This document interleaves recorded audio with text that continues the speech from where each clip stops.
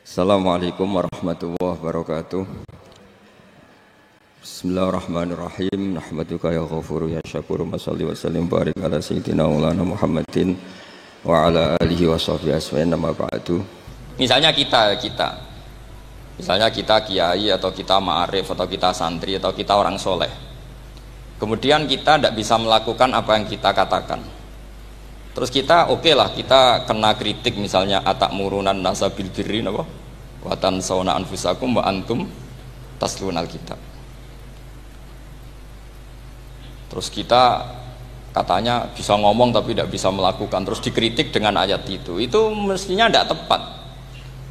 Karena itu asbabun nuzulnya adalah orang-orang Yahudi karena tahu bahwa sifat Rasulullah itu ada di Taurat, mereka menyuruh keluarganya itu masuk Islam, tapi mereka sendiri tidak mau Islam. Kemudian turunlah ayat atakmurunan nasa bil birri wa tansawna anfusakum wa antum taslunal kitab afala ta'qilun.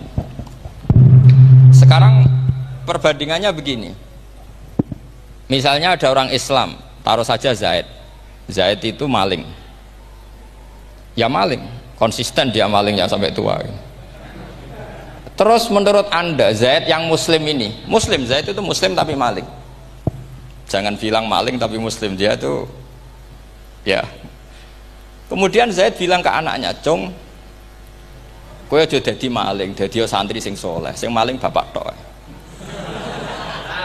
Ndak. Ini menurut analisis usul fikih. Ngomongnya Zaid itu benar apa salah? Benar kan? Nasihatnya ya benar, ngomongnya juga benar. Kamu ndak bisa ngeritik Zaid. Kamu bisa ngomong tapi tidak bisa melakukan, ndak bisa.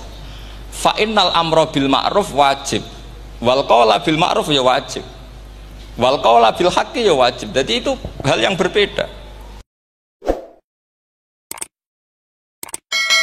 Assalamualaikum warahmatullahi wabarakatuh. Bismillahirrahmanirrahim. Tabarakalladzi nazzala al-furqana ala 'abdihi liyakuna lil 'alamina nadhira. Allahumma sholli wa sallim ala sayyidina Muhammad wa ala alihi wa sahbihi wa barik wa sallim asma'in, amma ba'du. Ingkang kula hormati Kiai Haji Abdul Hanan wa ahli baiti, sedanten kanca-kanca santri peminat ilmu tafsir dan ilmu hadis ingkang kula hormati. Berbicara tentang ilmu tafsir, ada beberapa ulama yang menghindari kata tafsir karena makna tafsir itu memaknai atau menduga apa yang dikehendaki Allah. Tentu itu sulit. Satu, bahwa faktanya kita sudah tidak bisa komunikasi dengan Allah karena tidak ada wahyu lagi. Sehingga dari kehati-hatian ini pernah suatu saat Abu Bakar ditanya, ma makna abban fi qaulihi ta'ala wa faqihatan wa abba. Beliau menjawab, saya tidak lagi pantas hidup di atas bumi di bawah naungan langit jika saya mengatakan naqulu fil Quran, jika saya harus berpendapat tentang Quran apa yang tidak saya ketahui. Itu kehati-hatian yang dilakukan Sayyidina Abi Bakrin As-Siddiq. Tapi teori ini berbanding paradok, berbanding ekstrim, ketika bahwa Quran itu diturunkan itu sebagai hudan, sebagai petunjuk, kedua sebagai bayanan, sebagai penjelas. Dan ini yang saya yakini, kalau sebagai penjelas, Quran itu harus jelas sekali dan bisa menjelaskan. Dan Quran mensifati dirinya wal kitabil mubin, demi kitab yang memberi penjelasan. Sehingga dari sudut ini orang kafir pun mungkin memahami Quran. Dan menurut saya orang kafir pun bisa paham Quran. Kalau Ahok itu melintir Quran, tidak memahami Quran, paham? Senok harganya itu melintir Quran tapi tidak memahami Quran. Tapi bahwa Quran itu bisa difahami orang kafir itu ya. Logikanya gampang begini, kata Imam Syafi'i dalam kitab Ar-Risalah. ketika Quran turun itu pendengarnya itu udah ada yang muslim, belum ada santri Kewagian, nggak ada santri Lirboyo, udah ada santri Sarang. Pendengarnya itu non muslim. Nah ini sampai angen-angen, ketika Quran turun tuh pendengarnya muslim atau non muslim? Non muslim. Andai kan Quran itu turun tidak difahami orang kafir, maka lalu objeknya siapa, sasarannya siapa? Nah sebab itu akan aneh kalau kita yang mondok misalnya ngaji Edkon, ngaji Alfiyah, ngaji Ulumul Quran apa saja, kemudian Anda tidak paham Quran, padahal orang kafir saja bisa paham. Nah ini tantangan bagi kita. Sing kafir wis iso paham Quran, masa kita santri tidak paham Quran. Makanya begini, di antara awal-awal periode Makkiyah ada surat disebut Qul ya ayyuhal kafirun. Katakan Muhammad ya ayyuhal kafirun. Karena mukhatabnya atau lawan dialeknya Nabi adalah orang-orang apa? Kafir. Mereka paham ketika dijelaskan Quran, paham. Dan sebagian mereka menjadi mukmin karena paham. Itu termasuk isi makalah yang saya utarakan di sini. Mereka tanya, ya Muhammad, siflana rabbak amin dahabin amin nuhasin amin hajarin. Karena orang kafir jahiliyah itu punya tren yang namanya Tuhan itu fisik. Mereka punya Lata, punya Uzza, punya Hubal. Sehingga kalau Tuhan-Tuhan kita ini dari batu Muhammad, katanya Anda punya Tuhan yang berbeda. Lalu Tuhan Anda ini dari emas atau dari perak. Turunlah ayat Qul huwallahu ahad Allahus samad. Lagi-lagi mukhatabnya adalah orang kafir. Makanya ini juga akhirnya jadi ilmu madhab, ilmu tentang firqah-firqah dalam Islam. Bahwa kesalahan terbesar orang Khawarij sebagaimana yang dikutip Imam Bukhari. Nanti saya mencari di juz 4 atau di juz 3, pokoknya di bab Babu Qitalil Khawarij, karena Imam Bukhari punya adat diulang-ulang. Kata Ibnu Umar yang dikutip Imam Bukhari, innahum intolaku ila ayatin nazalat fil kufar faja'aluha alal mu'minin. Orang-orang Khawarij atau kalau sekarang orang-orang radikalisme itu meneliti Quran, kemudian ketika ada kriteria manusia-manusia tertentu itu dianggap itu kenanya orang Islam, korbannya orang Islam. Padahal awal mula ayat ini turun untuk orang kafir atau kritikan pada orang kafir. Ini cilaka betul. Karena logikanya seperti yang dikatakan Imam Syafi'i, ketika Quran turun ini nggak ada orang Islam, yang ada orang kafir.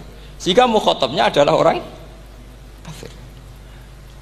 Tapi ayat-ayat ini nanti dipakai Khawarij untuk mengcounter orang Islam. Sehingga mereka mudah mengkafirkan kita karena pakai ayat yang dari awal Allah mengkafirkan orang kafir, sekarang ayat itu dipakai mengkafirkan orang Islam. Ini saking gebleknya orang apa?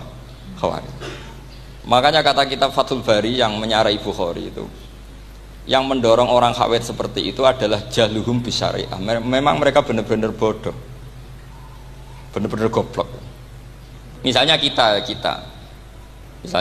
kiai atau kita ma'arif atau kita santri atau kita orang soleh.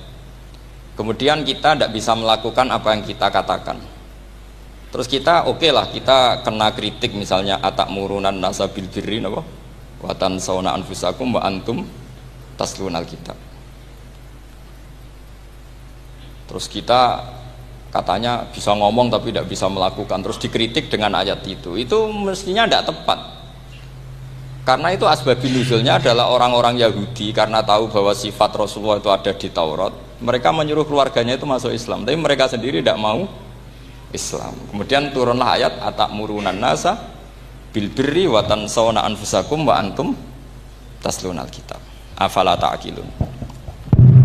Sekarang perbandingannya begini. Misalnya ada orang Islam, taruh saja Zaid. Zaid itu maling. Ya maling, konsisten dia malingnya sampai tua. Terus menurut Anda Zaid yang muslim ini, muslim, Zaid itu muslim tapi maling. Jangan bilang maling tapi muslim, dia itu ya. Kemudian Zaid bilang ke anaknya, "Cung, kowe aja dadi maling, dadi santri sing soleh, sing maling bapak tok." Ndak. Ini menurut analisis usul fikih. ngomongnya Zaid itu benar apa salah? Benar kan? Nasihatnya ya benar, ngomongnya juga benar. Kamu tidak bisa ngeritik Zaid, kamu bisa ngomong tapi tidak bisa melakukan, tidak bisa. Fa innal amra bil ma'ruf wajib, wal qawla bil ma'ruf ya wajib, wal qawla bil haqqi ya wajib. Jadi itu hal yang berbeda. Misalnya fa innal amra bil ma'rufi wajibun, memerintahkan barang baik itu baik. Wa innal qawla bil haqqi ya wajib, mengatakan yang hak itu ya wajib. Berarti Zaid tetap kena khitab. Kamu harus nasihati anak secara benar. Kamu juga harus ngomong hukum secara benar. Lalu ketika Zaid ngomong hukum secara benar, cung ojo maling, maling ku dosa. Cung ojo nerusno profesine bapak maling, maling itu tidak benar. Dia berarti sudah melakukan dua kebenaran, yaitu ngomongnya benar, nasihatnya benar. Dia salah, perilakunya tetap maling. Tapi jangan karena dia maling lalu omongannya enggak salah juga, berarti salahnya malah tiga. Makanya ini pentingnya ngaji sama ulama, sama ahli usul fikih. Jadi tidak bisa dicampur adukkan. Zaid gagal dalam perilaku, tapi jangan gagal lagi di nasihat. Nanti kalau dia tidak nasihati, maka anaknya terus maling, alasannya niru bapaknya. Karena bapaknya kalau mau nasihati nanti disemprit sama santri-santri. Pak, sampean ra oleh nasihati anak ora usah maling, sampean dhewe maling. Oh, ndak bisa cara usul fikih. Itu malah yudraku kulluh, la yudraku napa? Kulluh, atau bahasa populernya al-maisur la yasqutu bil ma'sur. Misalnya kita sebagai kiai hanya bisa takrib, hanya bisa jurumiyah. Apa muda Fatul Mu'in cek abote. Bulet, maknane bulet. Kamu tidak boleh ngomong gini, Cong, kowe sebagai muridku kudu nurut aku. Nak gurumu goblok tok takrib, kowe tok takrib wae. Gak oleh ngelangkai guru, gak sopan gitu misalnya gitu. Gak boleh gitu. Tetap kita ngomong, Cong, kowe aja koyo aku. Kowe kudu alim Fathul Mu'in, alim Fathul Wahhab. Sama ndak bisa protes. Pak guru sendiri ndak bisa, ndak bisa. Kebenaran tetap sebagai kebenaran meskipun kita ndak kuat melakukan atau ndak bisa melakukan. Lagi-lagi ayat itu sebenarnya ada untuk kita, untuk orang Yahudi, ya ta'murunan nasa bil birri wa tansawna anfusakum wa antum taslunal kitab. Sebab itu istidlal dengan Quran itu memang resikonya tinggi kalau tidak bagi mutabakhir, karena ya itu tadi, ini harus ada pengetahuan yang luas tentang asbabun nuzul, tentang kriteria. Nah, kalau terpaksa, saya katakan terpaksa, kalau terpaksa kita itibar itu boleh, tapi itu terpaksa. Bahwa Allah mengkritik orang yang bisa ngomong tapi tidak bisa melakukan. Tapi itu secara usul fikih itu runyam. Teori ini runyam sekali, fatal. Sampai lihat tuh di kitab Bajuri atau di kitab-kitab fikih yang lain. Ketika Shahibil Burdah atau Shahibil Bur'ah itu yang Imam Busiri itu, Muhammad bin Busiri itu.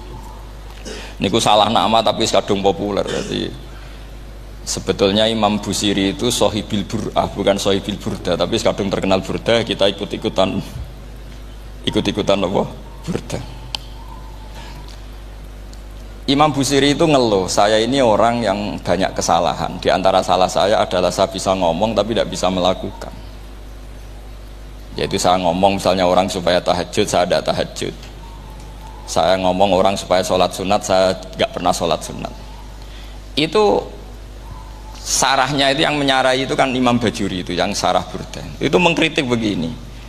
Kalau Anda ngendikan itu fi ma'radi dzammin nafsi, yaitu dalam konteks Anda mengkritik diri sendiri oke. Tapi omongan Anda salah karena secara usul fikih fatal. Fatalnya begini. Misalnya saya nggak pernah tahajud. Ya mungkin itu nyata. Oke, mungkin itu nyata. Apakah kemudian saya tidak boleh mengatakan at-tahajjudu sunnatun? Apa saya diwajibkan diam hanya karena saya tidak pernah tahajud, terus saya seorang kiai yang haram mengatakan at-tahajjud sunnatun? Saya harus tetap mengatakan kalau tahajud itu sunnah. Saya kalau punya santri terus saya bilang, Cung, napas nganggur yuk tahajud itu sunat. Karena mengatakan kebaikan pasti bagian dari kebaikan itu sendiri. Makanya kata Imam Bajuri, Fakaifa yakunul amru bil ma'rufi mazmuman. Bagaimana mungkin sesuatu yang jelas baik karena memerintahkan kebaikan mazmuman menjadi sesuatu yang tercela hanya karena yang mengatakan tidak melakukan. Fa innal fi'la ya amrun wal hukmu ya amrun akhar. Itu beda. Jangan karena Anda tidak minum teh karena diabetes, terus Anda kalau ada tamu tidak disuguhi teh. Karena saya sendiri tidak minum teh. Wah ya repot kalau gitu. Nah, itu lagi-lagi tadi orang Khawarij salah ketika mengartikan ayat yang harusnya objek kritiknya itu orang kafir, kemudian karena Quran lama sekali dibaca orang Islam sampai orang itu lupa kalau Quran awalnya turun diantaranya adalah membenahi akidahnya orang kafir, sehingga korbannya orang Islam. Itu mirip seperti cerita kita ya, santri-santri itu kalau punya musuh itu baca Hizib Nasor. Dulu pengarang Hizib Nasor itu musuhnya orang fasik, sehingga dihizib. Santri ora duwe musuh wong fasik, duwene kancane dhewe, akhirnya kancane yang kena hizib. Nah ini penting saya aturkan ya, sama seperti itu. Lama sekali Quran itu hanya dibaca orang Islam dan komunitasnya Muslim, sehingga seakan-akan semua kritikan Quran itu pada orang apa? Islam. Padahal jelas Quran ada kul ya ayyuhal kafirun. Jelas mukhatabnya orang kafir. Sabda kata lakum dinukum waliyadin. Nah ini penting kalau aturakan. Makanya kalau melihat itu, Quran jelas bisa difahami orang kafir. Bahkan banyak orang kafir yang menjadi muslim karena faham maknanya apa? Faham maknanya Quran. Itu jelas sekali. Itu masyhur sekali dialeknya Nabi dengan Walid bin Mughirah, dengan Utbah, dengan banyak sekali termasuk dengan Abu Jahal, dengan Abu Lahab. Bahkan orang-orang kafir Quraisy itu menyewa namanya Musailamah Al-Kadzab. Kalau di sini umumnya baca Musailamah apa Musailimah? Trennya di sini. Pakai fathah ya. Oh, itu entah ya, nggak tahu saya yang masalah yang mana itu kan, karena memang kalau dalam ilmu riwayat itu sekali salah baca itu kasus betul, kayak Sa'id bin Musayyab atau Sa'id bin Musayyib itu ketika beliau sugeng itu kalau dipanggil Sa'id bin Musayyab itu marah besar karena maknanya Sa'id al-Musayyab itu yang ditawan, makanya beliau bilang sayyabatni Irak wa anal Musayyib. Orang Irak mengatakan saya ini ditawan, sebenarnya saya yang menawan mereka. Tapi al-masyhur itu dibaca Sa'id bin Musayyab, padahal dia tidak mau dipanggil Sa'id bin Musayyab, Sa'id bin Musayyab. Karena nama ini penting. Pentingnya begini, ini kata Rasulullah kalau sedang guyon, kata Nabi, mbok kamu itu sekali-kali mikir, kenapa saya ini diberi nama Allah Muhammad, katanya. Ini hadis sahih di Bukhari, ada di Kitabul Adab, banyak lah tag ini. Kenapa ya Rasulullah? Allah itu senang bingung wong kafir, kata Rasulullah. Karena Abu Jahal kalau manggil saya jadi bingung. Itu kalau orang Arab kan pasti tahu maknanya. Muhammad maknanya orang yang terpuji. Sehingga kalau Abu Lahab ngomong itu jadi paradok. Hei orang yang terpuji, kamu bohong. Kan jadi aneh. Ya Muhammad kadzabta. Hei Muhammad kamu bohong. Kalau diterjemahkan hei orang terpuji, kamu bohong. Itu akhirnya sahabat tertawa-tawa karena cek pinter deh pangeran milih nama kamu ya Rasulullah, karena ini bingungkan musuh gitu. Makanya kalau kamu udah anak kiai itu anak kamu panggil namakan saja Agus, pasti satu pondok manggil Gus semua. Itu aman itu. Oh itu mbok yang nggak seneng tetap panggil Gus. Karena kalau untuk Gus putra kiai kan butuh di bapak kiai, kan bapak itu kadung rakyat gitu kan. Itu ada triknya, yaitu anaknya dinamain Agus.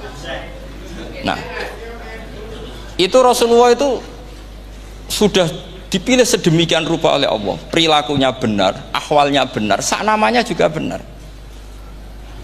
Sehingga ketika Abu Jahal, Abu Lahab tahu bahwa nama Muhammad ini problem, karena ini madah itu memuji. Sehingga mereka kalau mencari Muhammad tuh bilang ainal madmum, mana orang yang tercela. Terus orang-orang Quraisy tidak paham, kamu nyari siapa? Akhirnya mereka bilang, ana atlubu Muhammad, dan saya cari Muhammad. Akhirnya bilang Muhammad lagi. Nah, itu. Nah, Quran juga main di ranah nama. Sehingga Abu Jahal itu namanya kan Abul Hakam. Orang Islam dari awal memanggil Abu Jahal. Karena kalau sampai kita manggil Abul Hakam, kita akan mengalami paradok, ya Abul Hakam, hei bapak dari semua kebijakan, kamu begini kan kacau. Makanya itu dari sini orang nggak boleh salah apa? Salah nama. Ini penting kalau aturakan karena kadang menganalisis Quran itu satu bilisanin Arabi mubin, kata Imam Syafi'i, wa innahu latanzilu rabbil alamin nazala bihir rohul amin ala qalbika litakuna minal mudhirin bilisanin Arabi mubin. Di antara, kata Imam Syafi'i ini, di antara aturan pokok memahami Quran adalah dia malian bil arabiyah, dia sangat-sangat menguasai bahasa Arab. Itu masyhur dalam dialek Imam Syafi'i ini. Saman kalau ngaji takrib atau Fathul Mu'in, syarat sahnya tayamum lil musafir itu apa? Tolabul ma', mencari apa? Air. Sampai kalau di takrib dicontohkan, kalau di tempat atas nyari ke bawah, kalau ke bawah nyari ke atas. Imam Syafi'i ditanya, kaifa taqulu bi syartit tolab, bagaimana anda berpendapat bahwa tolabul ma' itu wajib untuk menjadi sahnya tayamum? Terus Imam Syafi'i faqara'a falam tajidu ma'an, kamu pergi kemudian falam tajidu ma'an, kamu tidak menemukan air. Terus Imam Syafi'i mengatakan la yuqalu liman lam yatlub lam yajid wa innama yuqalu lam ya'rif, katanya. Orang yang nggak pernah mencari itu tidak bisa dikatakan lam yajid, tidak menemukan. Kalau belum mencari namanya tidak tahu. Padahal Quran bilang kamu pergi kemudian kamu tidak menemukan air. Tidak menemukan itu berarti harus mencari dulu, baru dikatakan lam yajid, tidak menemukan. Kalau tidak pernah mencari namanya tidak tahu. Hanya gitu tok itu jadi ilmu bahwa tolabul ma' itu wajib, karena Allah mengatakan falam tajidu ma'an la yuqalu liman lam yatlub lam yajid wa innama yuqalu lam ya'rif. Orang dikatakan tidak menemukan berarti setelah mencari kemudian kesimpulannya tidak menemukan. Kalau belum mencari namanya apa?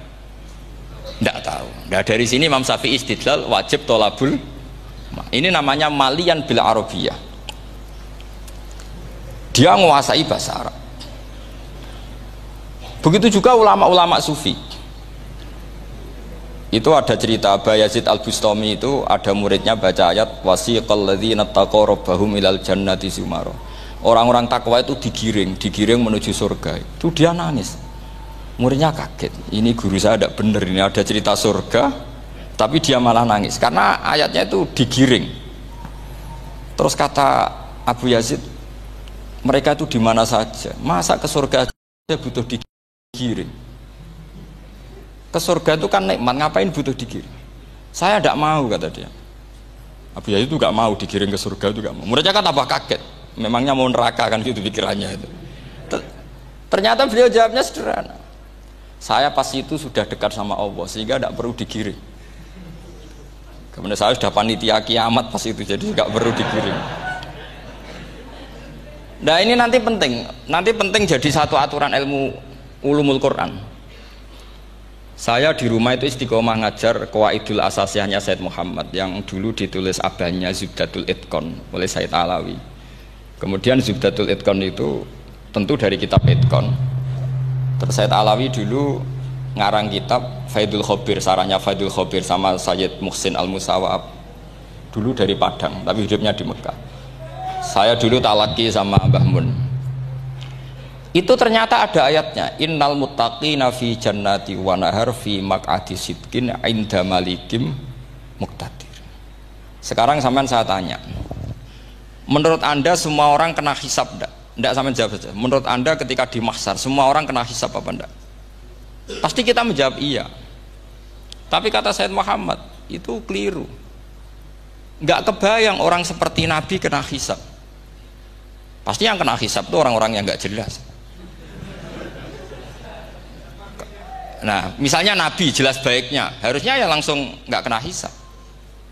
Karena enggak mungkin seorang saksi kok diaudit, enggak mungkin. Lo saksi itu di pengadilan kan nggak tersangka, nggak terdakwa, dia tidak boleh diintervensi oleh hakim. Nah Rasulullah ketika kiamat, ketika fil mahsyar, fi faslil qada itu jelas, fa kaifa idza ji'na min kulli ummatin bisyahidi wa ji'na bika ala haula'i syahida. Rasulullah sudah dekat Allah, pas mahsyar itu ada Allah, ada Rasulullah, ada Jibril. Kemudian Nabi itu mengidentifikasi, ditanya sama Allah, bener mat ini umatmu? Ya, niki umatmu ya. Kalau yang nggak jelas ya Nabi lama jawabnya. Makanya kamu jangan jadi orang nggak jelas. Nah, itu kalau sekali nggak jelas itu Nabi lama sekali jawab. Nah, artinya begini, yang kena hisab itu meskipun kata Said Muhammad, meskipun Dzahirul Quran itu menetapkan asbata umumal hisab, tapi zahirnya Quran yang sama juga menafikan hisab. Itu karena nggak mungkin, nggak kebayang kita malaikat berani menghisab afdhalul khalqi. Sama bisa bayangkan malaikat mengaudit Rasulullah SAW. Ahabbal khalqi ilallah. Kepen cilaka mencit ya.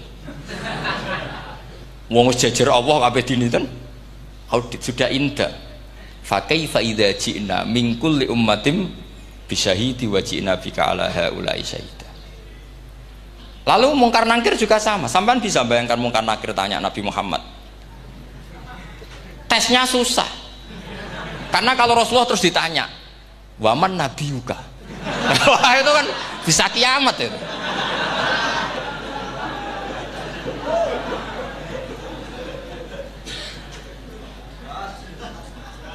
Paham ya?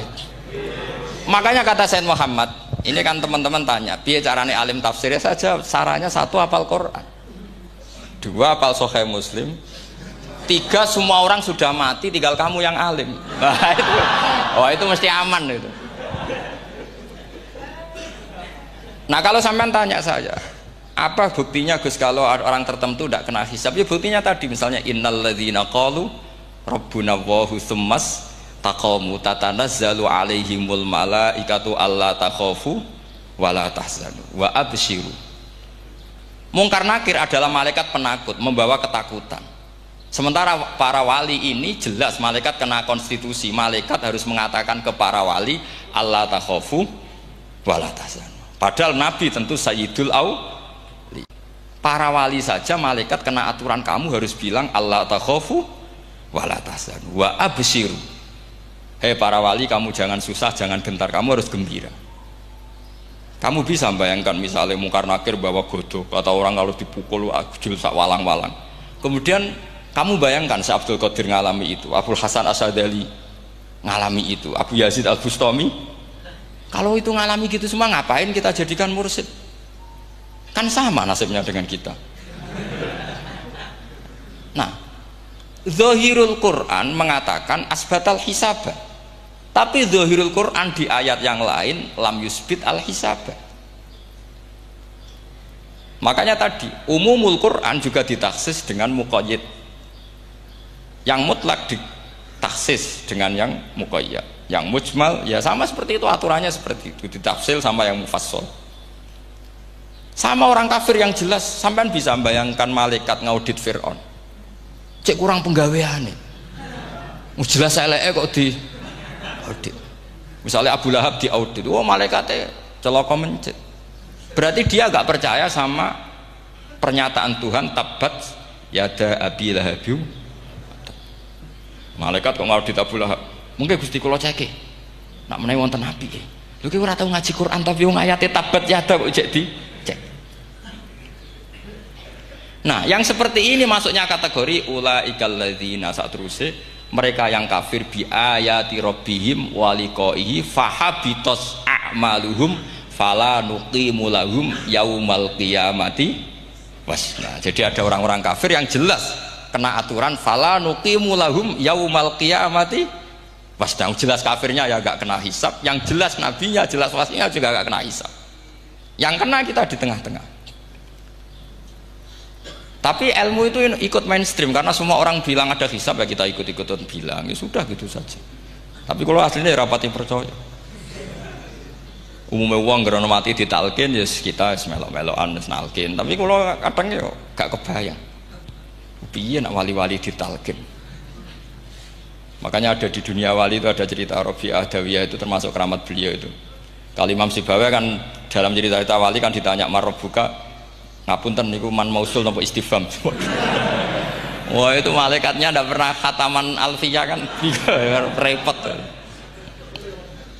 Kalau Rabi Adawiyah lebih parah lagi, itu beliau tuh nangis sekeras-kerasnya, nangis terisak-isak, dia tersiksa. Ya Allah, engkau itu zat yang paling saya kenali dan harusnya semua makhluk itu kenal engkau, tapi ini hamba engkau tanya engkau itu siapa. Itu kan ini orang aneh kata gitu. Karena Allah itu adharud dzahir, kata sampai Imam Sibawayh silakan a'raful ma'arif. Jadi wong ora ora Allah wis geblek tenan dari Imam Sibawayh. Imam Sibawayh kan atas nama dia pakar nahwu pertama mengatakan dhamir paling makrifat di antara 6 isim makrifat paling makrifat itu dhamir. Tapi meskipun gitu a'raful ma'arif Allah. Yang paling makrifat dari sekian isim makrifat itu Allah. Artinya satu nama yang orang harus kenal semua. Makanya di antara keramat beliau ketika ditanya wong kok ora tau ngaji fikih men ngaji nahwu wae. Gak tahu dia ngaji carane sesuci, carane iddah tuh gak tahu ngaji nahwu. Terus dia tanya, "Bima fa'ala rabbuka?" Lalu Allah memperlakukan kamu gimana? Terus kata Imam Sibawayh, "Ghafaroli." Allah mengampuni saya karena saya orang yang mengatakan Allahu a'raful ma'arif. Ini penting kalau aturakan. Jadi makanya kalau sampean tanya, caranya ilmu alim gimana? Ya satu tadi, kalau sampean masih banyak orang hidup, syaratnya kamu harus hafal Quran, hafal hadis, hafal sekian ribu hadis, hafal sekian ulumul Quran. Itu kalau masih banyak orang hidup. Kalau sudah kamu sendiri hidup, ya sudah, pokoknya isokulhu ya salim sendiri kan, nggak ada saingannya itu. Makanya kata Sayyid Muhammad, beliau mengatakan kita meyakini umumal hisab ya berdasar dzahiril Quran, kita menafikan umumal hisab bahwa hisab hanya yahtassul liqaumin duna qaumin juga berdasar dzahiril Quran. Kita percaya semua mayat ditanya mungkar nangkir ya berdasar dzahiril ahadis. Kita tidak mengumumkan teks ini juga berdasar dzahiril ahadis. Karena malaikat mungkar nangkir juga malaikat. Berarti dia kena aturan kalau ketemu para wali Allah takhafu wala tahzanu. Faham sih kalau maksudnya? Ini penting kalau aturakan. Jadi makanya aspeknya sampean bisa memulai kalau ingin jadi orang alim tafsir bisa mulai dari yang mudah saja, yang fikih saja. Makanya kata Imam Ghazali, kenapa Mu'tazilah jadi segoblok itu? Karena dia tertipu oleh umumatul Quran, oleh teks-teks umum. Dia tidak tahu mukhassisnya. Padahal setiap ayat umum itu pasti ada mukhassis. Misalnya begini ya, kalau kamu maknanya fikih saja, contoh yang paling mudah familiar itu fikih ya. Misalnya kita ngaji Quran, wal mutallaqatu yatarabbasna bi anfusihinna salasata quru. Kalau orang dicerai, itu iddahnya itu 3 kali masa nopo suci. Apakah aturan iddah seperti ini hal hadhil iddah amatun likulli mutallaqatin am li mutallaqatin makhsusah? Apa ini semua mutallaqah iddahnya pasti salasata quru? Apa orang tertentu? Ya enggak, asal dia mutallaqah pasti iddahnya salasata quru. Anda goblok, Anda salah besar. Kalau misalnya yang dicerai adalah orang hamil, iddahnya apa? Salasata quru apa watil hamli? Watil hamli. Kita butuh ayat lain, wa ulatul ahmali ajaluhunna ayyadna hamlahu. Sama seperti kita ngaji walladzina yatawaffawna minkum wa yadharuna azwajan yatarabbasna bi anfusina arba'ata asyhurin wa asyra. Asal wanita ditinggal mati suaminya, maka iddahnya 4 bulan 10. Apa semuanya demikian? Enggak. Misalnya orang hamil iddahnya biwatil hamil. Artinya kalau Anda tertipu umumatil Quran, berarti Anda sama dengan menghukumi orang ditolak semua iddahnya salah satu guru. Sama misalnya orang sekarang dalil-dalil wa may yatawallahum minkum fa innahu minhum. Kalau berkawan orang kafir, maka dia menjadi kafir. Itu kan fatal. Semua nabi berkawan orang kafir. Karena dakwahnya memang sama orang kafir. Lo coba, andai kan sampean hafal Quran, itu sama teori itu tuh mungkin menyedihkan. Coba istilahnya Quran, wadhkur akho'at wa ila adin akhawum huda wa ila samuda akhawum. Terus semua umatnya yang kafir disebut akhawum. Akhaw itu artinya apa? Saudara. Mereka yang berkawan sama orang kafir. Makanya butuh analisis fikih untuk maknani wa may yatawallahu minkum fa innahu. Setelah dianalisis fikih, ternyata semua nabi diistilahkan wa ila madyan akhahum syuaiba, wa ila adin akhahum huda. Akha itu artinya apa? Saudara. Kalau sama tanya, lalu logikanya gimana? Kata kitab-kitab kan wa in kana dasarin fajanibhu suratan. Kalau ada teman buruk, jauhi. Kalau teman baik, temani. Kalau cara usul fikih gampang. Kancanan maling dosa, wong kok kancane maling. Tapi nak dakwai maling apik kan? Aku ora ngancani kok dakwai dandani, selesai kan? Ngancani maling elek, nak dakwai maling apik. Demenan rondo elek, nak didik apik kan, itu seperti itu. Nah, ini penting kalau aturaken. Dan di sini ini makanya NU itu punya sejarah panjang, banyak wali-wali yang jadab, yang cara zahir itu kancanan wong fasik-fasik. Orang syariat bingung, ini wali kok berteman orang fasik. Ya kalau kamu bahasakan teman ya masalah, kalau kamu bahasakan ini binaan, tidak sama jawab saja. Kalau dibahasakan teman masalah nggak masalah kan, tapi kalau dibahasakan itu binaan, selesai kan? Sama, Nabi berkawan orang kafir itu tidak karena berkawan, itu binaan Nabi. Memang Nabi itu jadi Nabi, objeknya adalah mengislamkan orang kafir. Ya berlama-lama Nabi dialek dengan mereka, muasarah sama mereka. Bahkan Nabi diharuskan bersikap baik sama mereka. Itu yang disebut fabima rahmatim minallahi lintalahum walau kunta fadzan ghalidhal qalbi lan faddu min haul. Tapi sekarang itu orang sudah tidak pakai ilmu. Orang-orang radikalisme itu nggak pakai usul fikih. Pokoknya kalau ada ayat terjemahnya gini ya sudah itu jadi madhab. Akhirnya kecelakaan seperti ini.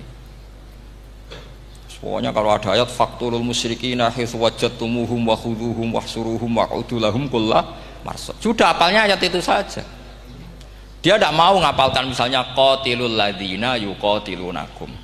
Ada ayat lagi wa akhrijuhum ya min haitsu akhrajukum. Sehingga ulama kita membagi kafir itu ada harbi, kita musuhi, ada zimmi, ada muahad, ada musta'man. Itu ulama karena tahu tidak semua orang kafir itu harbi, tidak semuanya zimmi, tidak semuanya muahad, tidak semuanya musta'man. Kalau harbi oke, kita perang, kalau zimmi ya kita bina. Kalau muahad ya sesuai perjanjian kita, kompensasinya apa, MOU-nya kayak apa. Tapi apalnya mereka ayat satu tema. Nah celakanya kita yang ngaji di pondok-pondok yang katanya spesialis ingin alim tafsir, apalnya ya satu ayat juga. Wah itu kan satu ayat versus satu ayat, itu ngeri. Makanya kalau sama tanya saya, ini katanya di acara ini sama tanya gimana caranya jadi ahli tafsir, saya jawab gampang. Sebenarnya itu hafal Quran, hafal hadis, terus hafal ulumul Quran. Ya misalnya nadoman ya Faidul Khobir lah, kalau kitab Nasar ya minimal itu setengah lanya itkon lah, kalau nggak lanya-lanya amat ya agak lanya. Karena kitab tafsir itu gampang, teorinya itu mudah sekali. Misalnya al-ibratu bi umumil lafzi la bi khususis sabab, itu sama dengan kayak kaidah fikih. Karena kalau kaidah fikih itu saya itu pernah dibisui kiai itu, ini kisah nyata itu, dibisui kiai itu pas basul masail. Dulu saya itu masih sering mau basul masail. Tadi mun pensiun mun boten niku. Dulu saya dengan Gus Zofur putrane Mbah Mun itu sering makili Pondok Anwar basul masail fikih. Tapi tidak tahu ceritanya Gus Zofur jadi dokter tafsir, saya juga kok ya tahu-tahu menekuni tafsir. Lama-lama orang itu lupa status saya yang fakih ya. Makanya saya itu ya kadang eman gitu, karena ini status penting juga. Tapi status fikih itu kadang memang menyesatkan. Karena begini, itu dulu pernah ada basul masail itu begini. Ini kisah nyata ini. Ada desainer baju putri, untuk putri, anak putri. Kemudian desainer itu menciptakan satu celana pendek misalnya, atau celana seperempat. Dengan desain ini pasti kalau dipakai itu auratnya itu kelihatan. Bagaimana hukumnya desainer ini? Apa termasuk mimman sarro'a as-sayyi'ata? Karena terjadi kasfil aurat. Apa enggak? Rata-rata kalau kiai yang khusuk-khusuk, yang sepuh-sepuh, desainer itu dosa. Gara-gara tren pakaian ini wong wedok buka aurat. Tapi kiai-kiai alim yang muda-muda, entah saking belingnya, entah saking pinternya, enggak tahu. Bilang begini, Pak Yai, yang didesain apa? Ya celana itu. Lalu celana itu fungsinya nutupi apa buka aurat? Ya nutupi. Lu kan lumayan urun nutupi. Kalau haram ya dicopot. Lu kan malah parah itu. bingung kayaknya. Sampai bilang gini kan, wah semuanya. Itu kan makanya ini guyon ilmiah. Repotnya ngadepi orang alim muda itu kan mbok gedhingi ku ilmiah, mbok senengi fase.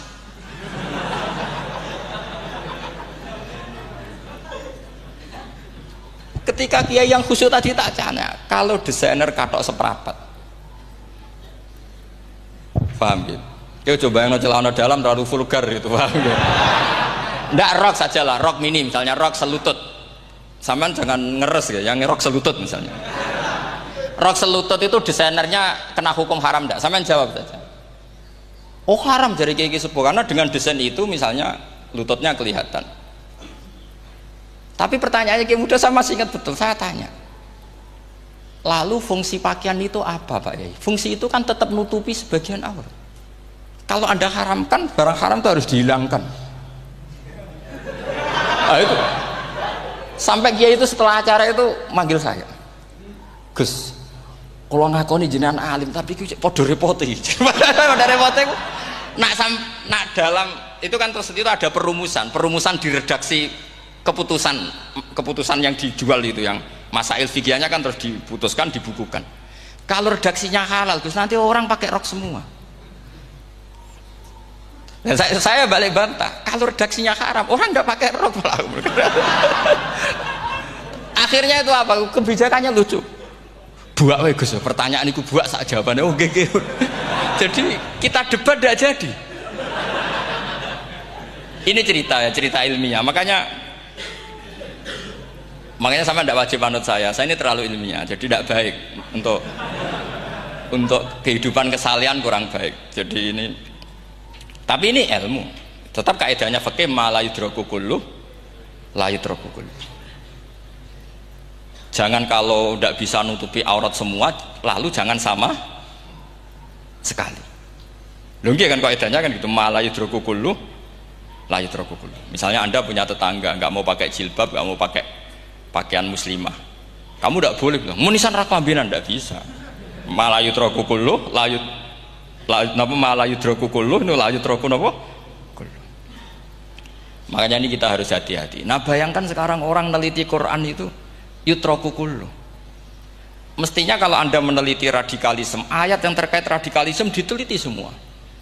Ternyata di surat Taubat yang disebut suratus Saif yang bahkan haram baca bismillah, itu ada ayat wa in ahadum minal musyrikin nastajaroka fa'ajirhu hatta yasma'a kalam Allah summa ablighu makmana. Muhammad, kalau ada orang kafir mau belajar Quran sama kamu ya harus kamu pelajari hatta yasma'a kalam Allah. Setelah mereka mau belajar ya ablighu makmana summa ablighu makmana, kamu harus menjamin keamanan dia.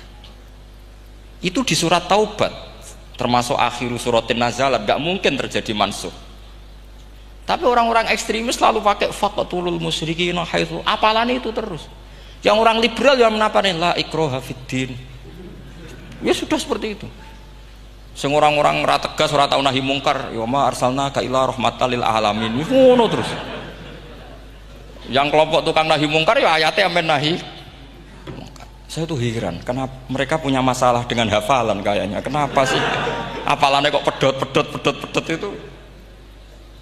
Kita yang hafal semua bingung jadi. Jadi akhirnya kita yang pinter anut sing goblok, karena saya tuh pernah loh debat sama orang salaf, debat gitu. Setelah saya mengutarakan sekian hadis, ada tuh Pak hadis tuh, waduh, harusnya kamu ngaji saya, ada debat tuh yang level, kalau nggak level tuh nggak boleh katanya. Itu kan ngeri.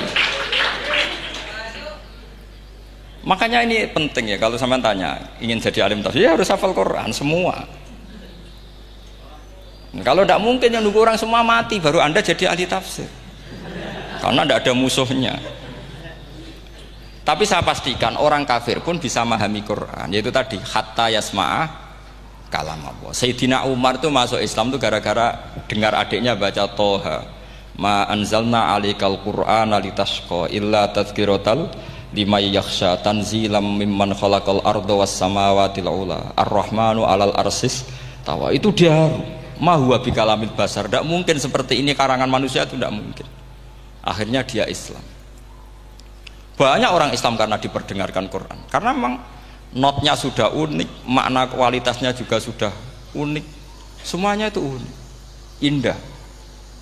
Sampai sekarang pun orang kafir itu orang paling tahu Quran. Makanya Allah mensifati orang kafir itu hasadam min indi anfusihim mim ba'di ma tabayyana lahumul haq. Sekarang sama saya tanya, orang sing tabayyana lahumul haq itu orang paham apa orang tidak paham? Mereka orang kafir itu mengingkari Quran padahal mim ba'di ma tabayyana lahumul haq, setelah kebenaran nyata bagi mereka. Nyata bagi mereka artinya orang kafir paham apa tidak paham? Paham. Cuma mereka punya penyakit hasadam min indi anfusihim. Mereka juga kalau ada ayat tentang ahkam yang memberatkan, mereka bilang, "I'ti bi Qur'anin ghairi hada au badil." Muhammad harusnya jangan tema itu yang diangkat, buat cari Quran yang lain yang enggak tema itu. Mereka sampai memilih tema itu karena paham apa karena tidak paham? Karena paham. Makanya di makalah saya pastikan ngaji tafsir itu gampang karena orang kafir pun bisa. Kalau kasus Ahok itu bukan paham itu melintir, beda. Paham sama melintir itu beda. Itu diterjemah kemenang tuh jangan mengangkat kawan orang Islam, bukan ngangkat pemimpin. Ya likanya kalau ngangkat teman saja tidak boleh, apalagi ngangkat pemimpin. Fatal mana berteman sama orang salah sama ngangkat. Saman kancanan maling itu apik nak menawa nang andani. Terus ngangkat, "Hei maling ke pimpinanku." Parah mana? Parah mana? Artinya sama saja ketika diterjemah jangan ngangkat teman. Sebetulnya ngangkat pemimpin lebih fatal. Itu kan mafhum awlawiyah, itu kan normal saja. Itu di Quran biasa, misalnya innalladzina ya'kuluna amwalal yatama dzulman, orang yang makan hartanya anak yatim secara zalim. Terus kamu bilang, "Gus, saya tidak makan kok, sepeda motornya tak gasap, tak jual." Yang diharamkan kan makan. Wah, ya sarap kalau gitu. Maknanya begini, memakan harta anak yatim artinya ifsad. Ifsad itu merusak. Nak ngono ikhraq, membakar atau mencuri sama dengan makan, bal asyad, malah kan lebih apa? Lebih apa? Dasar. Jadi yakuluna di situ tuh ba'dul amsilah, sebagian contoh min wujuhil ifsad atau min wujuhil ihlak. Jangan kok karena ayatnya makan, oh yang haram tuh makan, kalau nyuri gak apa-apa. Waya fatal. Itu kan sama dengan santri geblek dikandani kiai ini, "Cung, kowe mbek bojomu jogeman naboki." Suatu saat istrinya lapor lagi, "Pak Yai sekarang tidak naboi tapi nyadui." Karena naboi itu pakai tangan. Pertama dilaporkan kiainya, "Pak Yai, suami saya itu sering memukulin saya pakai tangan gini. Jong jogeman naboi bojomu." "Nggih Pak Yai, siap." Suatu saat istrinya lapor, "Pak, tetap benjut, kenapa? Kalau nak ini disadui." Mergo pikirane sing haram nabok, nak nyaduk halal. Wah, itu kan ngajak goblok bareng. Nah, masalahnya di usul fikih kasusnya seperti itu. Makanya saya ini kadang ya maliki sekali. Kadang saya itu maliki sekali. Kadang ya. Misalnya begini, saya beri contoh. Ini yang kisah nyata ya. Ada seorang Arabi datang ke Rasulullah. Ya, tadi kan teman-teman minta juga ilmu hadis ya. Ini satu paket saja. Yaitu tadi nanti kalau sampean kasih lalim itu sudah ada urusan saya tadi. Nunggu orang mati banyak tadi. Kalau nggak usah nunggu orang mati, sarannya tadi apal tadi. "Ya Rasulullah, ahlak tuh. Saya ini orang yang rusak. Wama ahlakaka. Lalu yang bikin rusak kamu apa? Qol waqatu imro'ati fi nahari Ramadan. Saya menjima istri saya ketika masih siang. Fi nahari Ramadan, siang Ramadan. Walhasil Nabi tidak menyuruh hanya kodok, tapi menyuruh kafaroh. Kafarohnya itu merdekakan budak atau memberi makan 60 orang miskin atau puasa berapa? Puasa 60 hari. Atau urut merdekakan budak atau puasa 60 hari atau memberi makan sitina miskin. Oke, kita sepakat ya hadis itu sahih dan diulang-ulang oleh ashabus sunan. Oke, riwayatnya agak masalah. Sekarang kita analisis maknanya. Sekarang sampean saya tanya, kalau anda misalnya sekarang jam berapa ini? Misalnya sekarang jam 9 kurang seperempat Ramadan, terus anda rokok atau anda ngopi, kepengen ngopi terus ngopi tanpa udhurun syar'iin, anda hanya wajib qadha apa bayar kafarah? Tidak sampean jawab. Rata-rata kiai kita, oh mau wajib qadha Gus karena gak jima. Sing seru kafarah itu nak jima. Kan ngombe kopi be jima beda. Pertanyaannya tuh lucu, ini naif secara fikih masalahnya begini, jima bojo itu tidak zina, jima bojo itu zina apa enggak? Enggak kan? Berarti dengan makan bedanya apa? Sama kan, sama-sama amrun mubah, sesuatu yang boleh. Kenapa hukumannya berat? Makanya kata Imam Malik, ndak itu nilainya adalah hadku hurmati Ramadan bi ghairi udhrin syar'iyyin. Makanya kata Imam Malik, siapapun yang makan fina hari Ramadan, iftar apapun fina hari Ramadan bi ghairi udhrin syar'iyyin, maka hukumnya sama dengan jima fina hari Ramadan. Karena sama-sama ihlak ifsad hurmata Ramadan bi ghairi udhrin syar'iyyin. Loh enggak, ini ilmiah. Kamu udah harus cocok, tapi otak kamu harus percaya. Loh iya kan, beda kan. Saya secara nafsu tidak cocok, cek berarti. Tapi ilmiah saya setuju. Kalau kiai ngandani itu kan pasti pakai badul amsilah, kan nggak mungkin semua contoh disebut. Cong penak melaku-melaku jogeman delok wong wedok iku mari setan. Mboten delok Mbah, nyekel lho malah parah to. Ndak bisa. Makanya ini masalahnya lafat. Ini kembali ke Imam Syafi'i, bilisanin arabiyyim mubin. Ketika seorang kiai bilang cung jogeman delok cah wedok adalah mengungkapkan al-muharramat. Bukan mentaksis yang haram, itu hanya melihat. Saya ulang lagi ya, ketika seorang kiai bilang cung jogeman delok wedok sing haram, itu semangatnya adalah melawan keharaman, bukan mentaksis yang haram hanya delok. Itu di Quran normal semua, di semua lugat ya biasa. Itu kan sama seperti misalnya seorang mbah ngasih uang cucunya, cung tak kayak duit 100.000, cung gue tuku es. Terus kue mendingan, nak ragu tuku es haram iki kan ngongkone tuku es. Lah kepen putumu mati kan nyeben 100.000 gue tuku es. Ya mulai dulu istilahnya nak bange ke ibu tuh cung 100.000 gue tuku es. Cara wong kuno. Nah, maksudnya gue pokoknya umumnya cah cilik senane es cuma nyebut. Ya sudah seperti itu. Sama seperti Quran menghentikan begini. Ini memang salate yang fikih dulu, yang pokok-pokok. Di antara yang nggak boleh dikawin adalah wa antasma'u binal ukhtaini illa ma qad salah. Kamu tidak boleh menikahi Sri dan Zainab, kakak beradik. Sudah sepakat nggih? Fi nikahin wahid nggak boleh al jam'u binal ukhtain. Jadi mbaknya kamu kawin, adiknya kamu kawin fi nikahin wahid. Tapi nak ngeduni boleh, berarti kan dengan waktu yang berbeda. Quran hanya menyebut itu. Kemudian Rasulullah zaman Sugeng itu hanya nambahi wala binal mar'ati wa ammatiha wala binal mar'ati wa kholatiha, juga gak boleh menikahi ponaan plus buliknya, baik bulik dari bapak yaitu ammah maupun bulik dari ibu disebut apa? Kholah. Kemudian ulama fikih merasa ada yang kurang, ditambahi lagi. Dua perempuan yang andekan yang satu itu lelaki kok haram nikah, berarti haram jam'u fi nikahin wahid. Misalnya cucu rabibahnya boleh enggak? Enggak boleh kan? Berarti kalau sampai ngumpulkan cucu dan mbahnya fi nikahin wahid juga enggak boleh. Tapi orang yang waras itu tidak akan nyalahkan Quran ketika tidak lengkap. Wa antasma'u binal ukhtain ila ma qad sal, ini tidak lengkap. Yang haram kan tidak hanya jam'u binal ukhtain, termasuk ngumpulkan cucu dan mbahnya. Karena Quran nggak mau dengan logika tidak waras, itu tidak mau. Taruh saja orang itu rata-rata mbahnya kan umur 70 tahun, cucunya umur 17 tahun. Kebayang nggak kamu nikahi sehingga adik kan boleh bareng, mesti kamu milih bareng. Makanya Quran hanya bakas wa antasma'u final ukhtain, karena yang mungkin masih menggugah selera itu dua. Tapi kalau cucu sama mbahnya itu, kalau ada yang masih selera kan ya sarap tuh. Tapi fikih sebagai kaidah tetap menerangkan termasuk yang haram jam'u adalah bainal mar'ati wajad datiha. Paham juga maksudnya?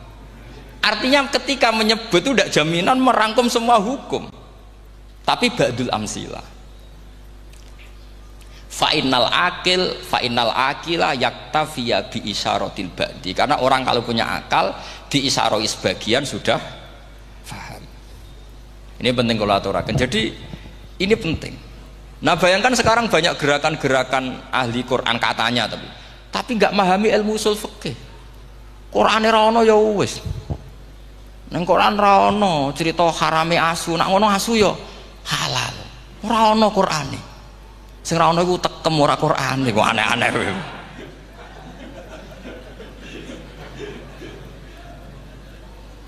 Itu kan sama terus sampean misalnya tadi jam 09.00 Ramadan tambah udzurin syariyin terus mangan mie rokokan. Itu kan melecehkan Ramadan biguri udzurin syariyin. Karena melecehkan hurmata Ramadan kena sanksi separah itu. Jangan kamu terus bilang, tapi Nabi hanya bilang masalah jima finari Ramadan. Jima istri itu hukumnya itu tidak zina, hukumnya itu mubah sama dengan makan. Ini cara madzhab Maliki, tapi kita alhamdulillah madzhab Syafi'i. Ya itu masalahnya. Berhubung itu menguntungkan sami'na wa ta'na. Nah, itu. Tapi saya sendiri dalam konteks ini, saya itu ya sangat-sangat Syafi'iyah, sangat-sangat Syafi'iyah. Dalam banyak hal sangat-sangat Syafi'iyah. Tapi dalam banyak hal kadang-kadang saya ya Maliki. Nah, itu kan kalau sampean tanya kenapa gitu, ya hikmahnya baca banyak saja. Karena yang Syafi'i itu ya karena bacanya hanya Syafi'i. Itu bukan fanatik, itu keterbatasan. Jadi itu beda, itu namanya tidak fanatik, itu keterbatasan. Itu beda sekali. Jadi kita harus ngaji yang banyak.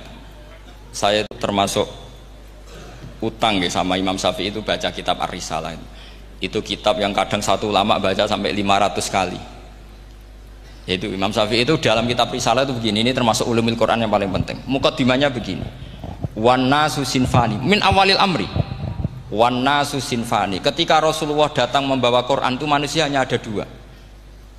Al kuffar sing dari jenis ahli kitab dan kuffar dari jenis yang tidak ahli kitab. Bahkan tidak ada orang Islam zaman itu. Pertama Nabi jadi Nabi itu adakah pendengar yang Muslim? Kan tidak ada. Semuanya ahli kitab.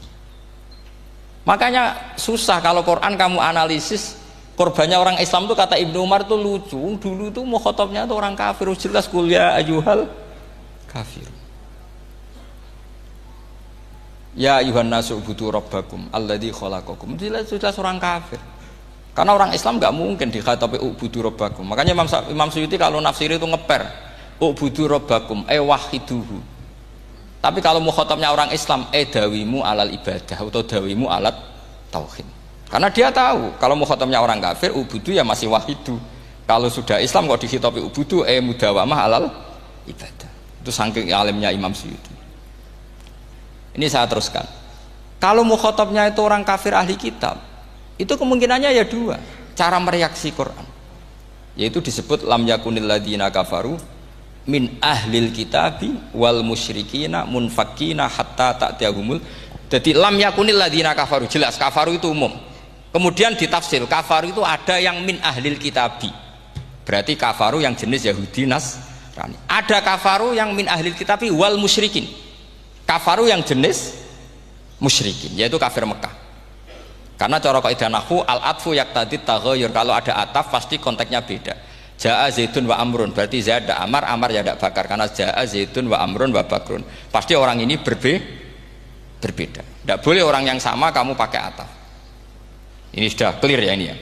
Kemudian cara pandang mereka ya beda. Ketika Rasulullah mengajak tauhid, itu ahli kitab tidak masalah. Memang harusnya Tuhan itu satu, tidak masalah bagi ahli kitab. Problem bagi ahli kitab adalah Muhammad itu nabi.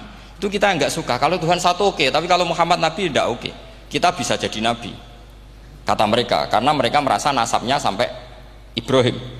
Sementara zaman itu mereka sanksi Muhammad itu nasabnya konti, gak jelas. Ini penting kalau aturakan. Sehingga dalam konteks ini Allah menjawab ahli kitab dulu. Ini itu disebut Muhammad itu nasabnya jelas. Ini itu fihi ayatum bayinatum maqamu Ibrahim. Ini saya dengarin. Ibrahim itu jelas pernah ke Mekah. Bukti Ibrahim pernah ke Mekah adalah jejak kaki Ibrahim di makam apa? Makam mereka, artinya buatan kuburan, buatan jejak kaki Ibrahim ketika bangun Ka'bah. Fihi ayatum bayinatum maqamu Ibrahim. Pun. Kalau Ibrahim pernah di Mekah, artinya beliau pernah nikah di Mekah. Paling tidak punya dzurriyyah di Mekah. Jadi Ismail dibawa ke Mekah. Jelas ayatnya wa id yarfa'u Ibrahimul qawaida minal baiti wa Ismail. Ini dengarin ya. Sebab itu saking alimnya berjanji itu beliau tahu betul masalah utama Rasulullah Muhammad adalah disangsikan nasabnya. Sebab itu kitab berjanji pertama cerita setelah dia alhamdulillah macam-macam awalu ma'anab tadi saat terus dia bilang wa ba'du fa'akul huwa Muhammad bin Abdillah bin Abdil Muttalib. Saat terus ya wa ba'du wa Muhammad bin Abdullah bin Abdil Muttalib wasmu Syaibatul Hamdi Humidat Khisaluhus saniyah. Saat terus Ibnu Qusayn saat terus Sumiyya bi Qusay li taqasi fi biladi Qudatul Qasiyah. Karena dia tahu yang masalah bagi Rasulullah itu adalah masalah nasab bagi mereka loh, bagi mereka yang kafir. Terus beliau ngendikan ditutup wa adnanu bila raibin inda dawil ulumin nasabiyah ila dhabihi Ismail nisbatuhu wa mun. Jelas saya Adnan itu pasti puter cucu-cucunya Nabi Ismail. Karena orang Yahudi yang disoal Muhammad itu, kamu itu siapa? Kok tahu-tahu Nabi? Kamu orang Arab. Orang Arab itu tidak pernah ada Nabi. Yang Nabi itu normalnya orang Israel, yaitu turunan Yahudi, karena Yahuda bin Yakub bin Ishak bin Ibrahim. Akhirnya Allah membuktikan fihi ayatum bayyinatum maqami. Bukti kalau Ibrahim pernah di Mekah adalah jejak kakinya di Mekah, itu dekat Ka'bah. Ini jawaban Allah yang tentang ahli kitab, karena sudah jelimet. Ada ilmu ansab, ada ilmu nasab, ada polemik kitab samawi. Kalau kafir Mekah ini goblok-goblok. Ketika Rasulullah pakai teori tauhid, orang kafir Mekah itu saking gobloknya bilang gini, Muhammad, kita ini urusannya banyak, utang kita banyak, kasus saya banyak. Kok Tuhannya satu itu tidak cukup? Yaitu mereka mengatakan aja'alal alihata ilahau wahida inna hadza la syai'un ujab. Bagaimana Tuhan hanya satu? Urusan kita banyak, masalah kita banyak. Tuhan nggak boleh satu, harus banyak. Sejumlah urusan kita. Ada Tuhan BPKB, Tuhan macam-macam lah. Ada Tuhan kredit, Tuhan kas, macam-macam lah kan. Sesuai sebanyak urusan kita. Mereka tanya aja'alal alihata ilahau wahida. Masa Tuhan satu? Inna hadza la syai'un ujab. Ini aneh. Tapi Rasulullah dengan sabarnya. Kalau yang seperti ini Allah menjelaskannya beda dengan yang pertama. Karena tadi orang kafir itu bisa min ahlil kitab, bisa wal musyrikin. Lam yakunil ladzina kafaru min ahlil kitab. Ada yang wal musyrikin. Semuanya ini tidak pernah munfakina hatta ta'tiyahumul bayyinah. Mereka tidak pernah tercerabut dari pikiran mereka, dari mainstream mereka sampai ada bayyinah. Bayyinah itu kejelasan kebenaran atau benar yang begitu jelas. Itu siapa? Rasulun minallah yatslu suhufam mutahhar. Akhirnya Nabi sabar. Saking sabarnya Nabi itu ngomong gini, ya di khalayak umum, mukhatamnya ya kafir semua. Hei saudara-saudara kami suku Quraisy, kita ini sebangsa. Nabi tanya, Muhammad, ajaran kami itu benar karena kamu itu orang yang kita percaya. Tapi kali ini Anda aneh karena ngajak satu Tuhan. Itu tidak mungkin. Urusan kita banyak, satu Tuhan enggak mungkin. Tuhan harus banyak. Kita punya 3 aja kurang banyak kan, banyak punya Lata, Uzza, Hubal ya. Rasulullah dengan sabarnya ngendikan gini, hei kaumku, kalau kamu jadi pembantu, jadi buruh, senang mana punya majikan banyak sama majikan satu. Kalau majikannya banyak itu perintahnya beda-beda, seleranya beda. Semua harus kamu lakoni, semua harus kamu taklui karena kamu harus nurut.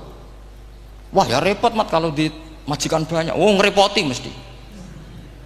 Rasulullah tinggal nimpali, Tuhan kamu itu majikan kamu. Kalau Tuhannya banyak, perintahnya ya banyak, seleranya beda-beda. Kamu bingung nggak? Wah ya bingung, ya sudahlah mat satu aja. Akhirnya mereka masuk Islam. Nah itu disebut Nabi itu fatona, punya kecerdasan artikulatif. Kalau menjelaskan itu masuk akal. Nah itu disebut dorobawahu matalar rojulan fihi syuraka'u mutasyakisuna wa rojulan salamal lirojul hal yastawiyani masalah alhamdulillah. Nah ini penting. Allah membuat satu perumpamaan bagaimana ada satu pembantu yang punya majikan banyak, yang berbeda-beda seleranya, berbeda-beda perintahnya.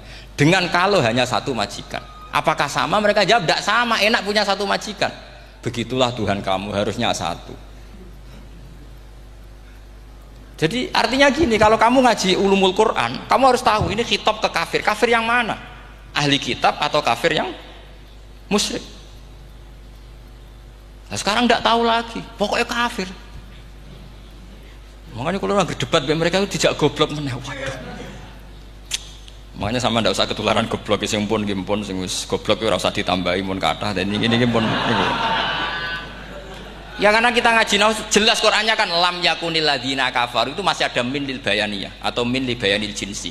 Kafaru itu sapa? Siji min ahlil kitab, dua kafaru sing wal musyrikin. Dua-duanya tidak pernah munfakina hatta ta'tiyahumul bayinah. Mereka tidak akan tercerabut dari pikirannya sehingga ada bayinah. Bayinah itu siapa? Rasulun minallah yatlu sufam. Nah, ketika Nabi menjelaskan asal usul nasabnya bahwa Sayyid Adnan itu ila Ismail, Ismail jelas putra Nabi Ibrahim, mereka terus baru iman karena ada fihi ayatum bayinatum maqamun apa Ibrahim. Ya jadi saya kira demikian. Nanti kan akhirnya jam itu teman.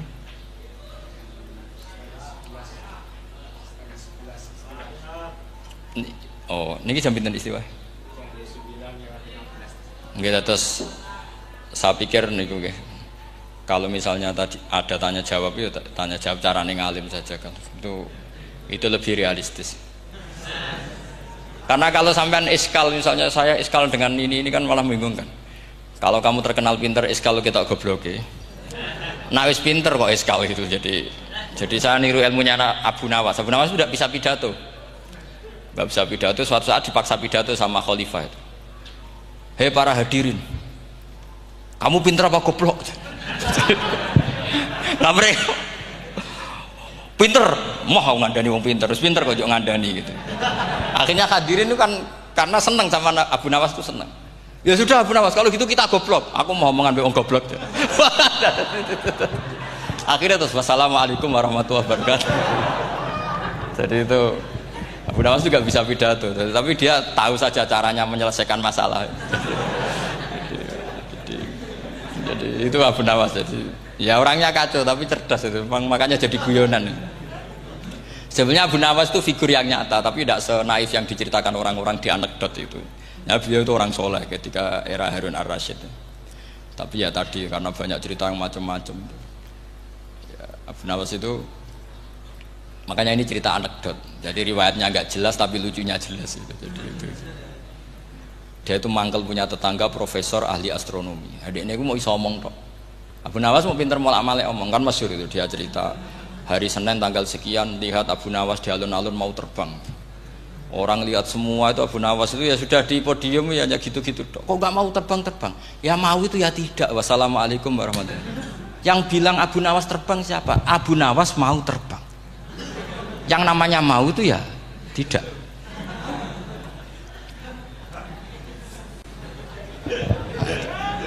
Pernah dia itu lomba sama Harun ar-Rasyid. Siapa paling banyak pengunjung rumahnya di alun-alun. Harun ar-Rasyid bikin khemah, dia bikin khemah. Tentu cerita ini bohong, yakini ini bohong. Memangnya bohong tenang. Makanya ini anekdot, hanya guyonan. Harun ar-Rasyid karena dia raja itu ada apel, ada makanan macam-macam. Ya tentu pengunjungnya banyak. Batas akhir itu penilaian jam 12 malam. Abu Nawas tenang, satu pun nggak ada pengunjung, nggak ada makanan, nggak ada apa. Pas jam 12 rumahnya dia, kemahnya dibakar. Orang ke dia semua. Tit menang dia karena jumlahnya. Bahkan Harun ar-Rasyid itu datang ke kemahnya dia. Karena lombanya kan pengumpulan massa terbanyak. Tit jam 12. Harun ar-Rasyid pikirannya santri ya sugoi jajan nggak mesti teko. Pikirannya gitu. Abu Nawas pikirannya beda. Jeneng ana kebakaran pasti datang. Wis dihitung biaya khemah sama hadiahnya banyak hadiahnya. Yang ahli falak ini punya ilmu yang rasional, yang pinter sekali. Dia ilmuwan bahwa bumi itu bulat-bulat. Nah, saya lagi tren meyakini bumi flat itu ya kacau nih. Mau gara-gara penjelasan sing sepihak. Ini wong nganggur. Lah wong ilmuwan kok sentimennya perkara wedi duit. Enggak boleh ilmuwan menyebut sentimen apa? Uang. Akhir bumi itu bulat-bulat. Jadi kalau Anda jalan ke timur terus nanti ke titik yang sama. Abu Nawas paham karena dia memang enggak ahli sains gitu. Suatu saat si profesor ini kemalingan, malingnya melayu ngetan. Terus minta tolong sama Abu Nawas kejarlah maling itu. Kemana? Ke timur. Dia ngejar ke barat. Ditanya sama profesor. Saya udah bilang larinya maling itu ke timur kalau kejar ke barat nanti ketemu di titik yang sama. Akhirnya profesornya ngerti, oh ngenyek tuh, kira itu. Jadi Nah khawatir saya nanti kalau santri-santri tidak pinter ilmu, terus pilihannya ilmu kayak Abu Nawas, jalan pintas tadi. Karena belajar falak jelimet, belajar faraid apa? Jelimet, ada aul, ada roh, terus semua ada masalah yang ruwet-ruwet terus. Akhirnya mau olah bicara. Nah, ini musibah innalillahi wa inna ilaihi raji'un. Itu tidak boleh. Quran tidak mengajarkan itu. Quran tetap mengajarkan ilmu meskipun ada nilai seninya. Ya tadi nilai seni tadi misalnya Allah mencontohkan daraba wa mathalan rajulan fihi syuraka. Terus kedua uniknya Quran itu begini. Setelah dipikir itu nyata-nyata lebih detail. Misalnya begini. Ketika Allah mencontohkan ba'udah itu nyamuk. Itu orang-orang kafir itu bilang gini, "Ya Muhammad, Tuhan Anda kehilangan stok ilmiah. Sehingga contoh itu enggak yang dahsyat tapi sekedar nyamuk. Wong nyamuk kok digawe contoh." Mbok ya contoh itu dinosaurus, tak jerapah, tak apalah yang keren itu. Mosok contoh apa? Nyamuk. Terus Allah menjelaskan innallaha la yastahi ayyadriban apa? Matsalamma. Contoh apa saja? Apa saja itu ditafsiri ba'udatan fama fawqaha. Entah itu nyamuk, fama fawqaha atau yang di atasnya nyamuk. Maksudnya di atasnya itu fil killah atau fisighor atau yang di atas nyamuk. Yang lebih kecil ketimbang nyamuk. Sekarang saya contohkan kata Rasulullah, contoh yang kecil saja.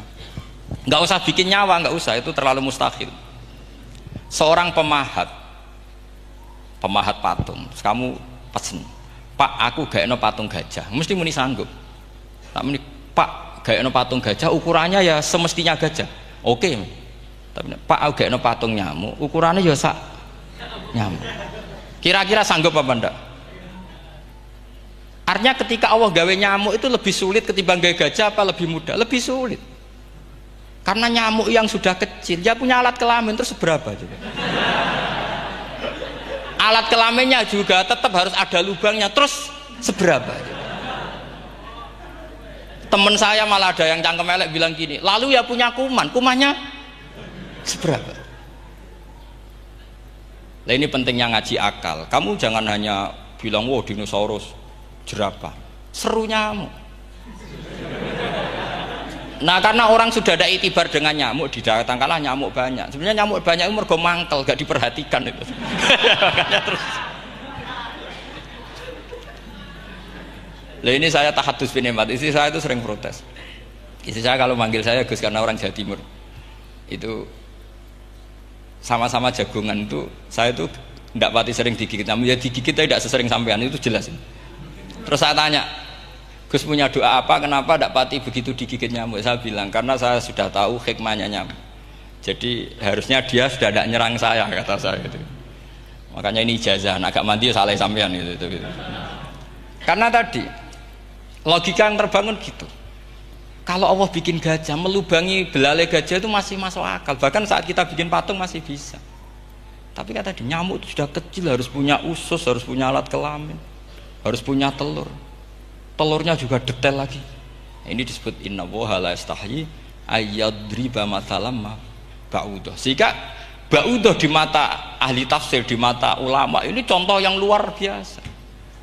Tapi di mata orang-orang yang nggak seneng mikir, kok terima nyamuk itu. Makanya saya minta kangkang di sini bisa makan itu harus syukur. Makan itu luar biasa. Saya itu sering nyontohkan di Jogja ini. Saya punya teman sakit. Kalau nggak ada obat dari Belanda itu mati. Kalau ini nggak dapat obat bagus dari Belanda atau dari Jerman itu meninggal. Berapa bulan lagi matinya? 3 bulan. Kalau nggak sampai dapat obat mati 3 bulan. Oh masih mandi obat yang di Jogja. Apa itu makan atau minum? Kalau orang nggak minum nggak sampai 3 bulan sudah mati. Boy orang itu mikir seperti itu. Tapi kita ini kalau obat dari Jerman, dari Belanda itu hebat. Kalau enggak kita mati sebulan lagi, 3 bulan lagi. Allah bikin obat pada kita tiap hari, yaitu kita bisa makan, bisa minum. Itu kalau sekali nggak makan 5 hari bisa mati sama. Tapi kita karena ngakan tuh hal yang biasa, nak duit iso utang terus dianggap biasa. Ini kalau ulama masalah besar. Punya otak seburuk itu tuh masalah besar bagi ulama. Sehingga Allah tidak malu ketika ngendikan kulu wasrobu, tidak malu karena makan ini urgen sangat penting. Dan Allah tidak malu meskipun Quran itu temanya kelas tinggi biasa Allah mengatakan jong kowe iku kulu min thayyibati maruzaqnakum, kamu makanlah. Karena minum obat itu kebutuhan kita ketika sakit. Tapi kalau makan adalah kebutuhan kita, sihatan wa sukman, saat sakit maupun saat sehat. Nah, kalau Anda dengan kualitas ini, ketika Allah membicarakan makanan itu Anda akan respect sama Allah karena memang ini urgen betul. Tapi kalau Anda cara berpikir gini, hanya cari horo ibal ilmu yang aneh, yang seru, kamu baca ayat itu akan menjadi biasa-biasa saja. Dan itu masalah bagi mahabbah Anda pada Al-Quranul Karim. Ya saya kira demikian. Terus saya pikir tidak etis kan ini Jumat nanti. Sing biasa itikaf nanti terganggu. Nanti saya ada ke problem. Ya kalau ada tanya jawab ya saya mohon tadi ya. Karena ini zaman akhir, saya memang butuh sekali. Kenapa saya mau datang? Satu, hormat Kiai Hanan. Dua, saya memang ingin banyak mufassir lagi. Jangan hanya lewat baca terjemah kemudian merasa menjadi ahli apa? Quran atau ahli tafsir. Itu musibah besar itu. Masalah besar itu. Ya pokoknya saya mohon lah. Ya setidaknya gitu. Misalnya orang kafir, kamu cari saja orang kafir. Ternyata ada yang harbi, ada yang dhimmi, ada yang mu'ahad, ada yang mustakman. Lalu dalam tarikh ada kafir Yahudi, kafir Nasrani, kafir ahli kitab. Kalau di fikih ada kafir yang lahum kitabun, ada yang tidak lahum kitabun. Kalau yang lahum kitabun disebut ini kitabiah kholiso, yang tidak. Itu kan beda-beda di fikih. Boleh nikahnya ndak, khilu dhabihatihim atau tidak, itu kan detail sekali. Makanya saya mohon ini latihan detail. Oke, sampean tetap ngaji, sering khatam itu bagus karena mengumpulkan semua ilmu. Tapi sampean harus menganalisis secara apa? Saya dulu ngaji Mbah Mun Muslim ya kilatan. Tapi saya ngapalkan sama Gus Subab. Gus Subab putranya Mbah Mun, dulu muridnya Said Muhammad. Saya itu tak pelajari lagi di rumah. Tak analisis lagi setelah besar sampai sekarang karena ya itu beda. Kita selalu Rabbi zidni apa? Ilma. Misalnya begini contoh. Kita mungkin tahu maknanya ayat tertentu itu begini. Misalnya begini. Faqula lahu qawlan layyinan la'allahu yatadzakkaru aw yakhsha. Musa dan Harun, jika kamu datang ke Fir'aun, maka kalau ngomong, kalau dakwah itu qaulal layyinan, dengan dakwah yang halus. Nggih, qaulal layyinan. Ini bagi yang ekstremis harus baca dialek ini. Ini kisah nyata yang diceritakan Habib Zain bin Semit ketika ngarang Al-Manhajus Sawi. Juga diulang-ulang di beberapa kitab. Suatu saat ada ustadz, corong Jawa Kemelinti, datang ke Harun Ar-Rasyid. Harun Ar-Rasyid ini Banil Abbas, termasuk zuriyahnya Abdullah bin Abbas. Karena Harun Ar-Rasyid sebagai khalifah tentu salahnya banyak, namanya pejabat pasti salahnya banyak. Meskipun kebaikannya juga banyak, tapi salahnya juga banyak. Kalau kita kan tidak pejabat, salahnya tidak banyak, tapi prestasinya juga tidak banyak. Ya kan misalnya ada tamu Raja Salman katanya hormat tamu wajib, kamu kan tidak bisa hormat. Karena dia juga tidak mau dihormati kita kan. Nah terus si ustadz tadi datang begini. Saya itu masih hafal teksnya. Ya Amirul Mukminin, inni nasihun lak famusyaddidun alaika fala tajidanna ala nafsika fi nafsika aliyya syai'an. Saya ini mau nasihati Anda, tapi saya maaf sekali karena nasihat saya ini kasar sekali. Musyaddid itu kasar, keras. Fala tajidanna fi nafsika aliyya syai'an. Saya mohon jangan dimasukkan hati lah. Makanya terjemah bebasnya jangan masukkan hati. Katanya Harun Rasyid langsung marah. Uskut ya jahil, kamu itu ustadz bodoh. Kamu tidak boleh keras sama saya. Dia masih bantah, saya keras sama Anda karena Anda salahnya banyak. Terus apa kata Harun Ar-Rasyid? Inna wa ta'ala qad arsala man huwa khairum minka ila man huwa syarrum minni. Wa ma'adzalika qala ta'ala faqula lahu qaulal layyinan. Allah mengutus orang yang jelas lebih baik ketimbang kamu, yaitu Musa dan Harun. Musa dengan ustadz ini baik mana? Tidak, sama jawab saja. Baik Nabi Musa kan? Ilaman huwa syarrun minni. Fir'aun dengan Harun Ar-Rasyid buruk mana? Buruk Fir'aun. Itu saja masih dengan etika faqula lahu qaulal layyinan. Musa dan Harun kamu harus sopan. Ndak wae Fir'aun wajib sopan, ndak wae aku ra sopan. Nah ini sudah iktibar dari terjemah netral atau terjemah yang datar bahwa Allah ngutus Musa dan Harun ke Fir'aun dan Musa dan Harun diharuskan kaulal layinan. Tapi menjadi energi mafhum yang luar biasa. Nak dakwai Fir'aun wae kaulan layinan, apa maneh dakwai podo-podo mukmin. Makanya kata Harun Rasyid, uskut ya jahil. Inna wa ta'ala qad arsala man huwa khairum minka ila man huwa syarrun minni. Wa ma'adzalika qala ta'ala faqula lahu qaulal layyin. Ya, saya kira demikian, saya kembalikan ke moderator.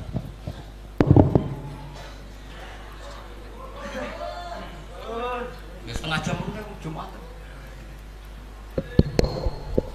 Ini nanti Jumat setengah jam apa nih mepet. Alhamdulillah penyampaian materi dari beliau telah selesai, sangat menarik, gamblang dan sangat jelas sekali, sehingga mungkin tidak butuh untuk kesimpulan dari moderator. Jadi dialog ada waktu 30 menit. 30 menit kami buka 2 pertanyaan dulu mungkin. Yang dari depan ada mic, monggo diparing nih. Niki Bapak Majroh nih. Satu orang satu pertanyaan Pak nggih.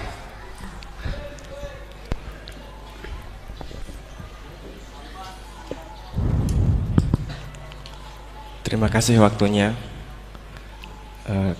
kepada Kiai Ahmad Bahauddin Nur Salim. Saya mau bertanya mengenai tadi yang disampaikan bahwa setiap umumul Quran pasti ada mukhassisnya.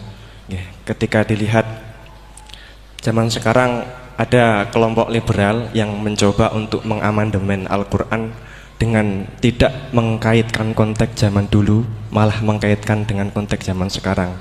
Ambil contoh dalam permasalahan ibadah haji, mereka ingin merubah haji wukufnya enggak cuma di bulan Dzulhijjah tetapi di bulan Syawal pun juga boleh. Nah, jadi sudut pandang panjenengan gimana masalah apakah memang bisa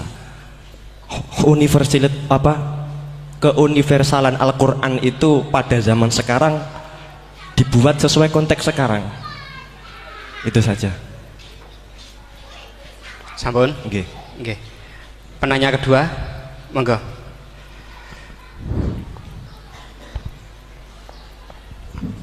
Assalamualaikum warahmatullahi wabarakatuh. Waalaikumsalam.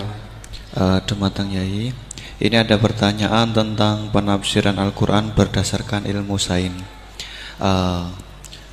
Untuk abad sekarang kita mengenal teori ledakan besar yang sudah sangat populer. Namun walau demikian ilmu ini masih dalam bentuk zon yang wakilnya hakikatnya kita belum tahu dan belum yakin secara pasti. Namun teori ledakan besar ini kemudian disinkronkan dengan Al-Quran dengan penafsirannya bahwa ternyata di dalam Al-Quran itu sudah ada teori ledakan besar.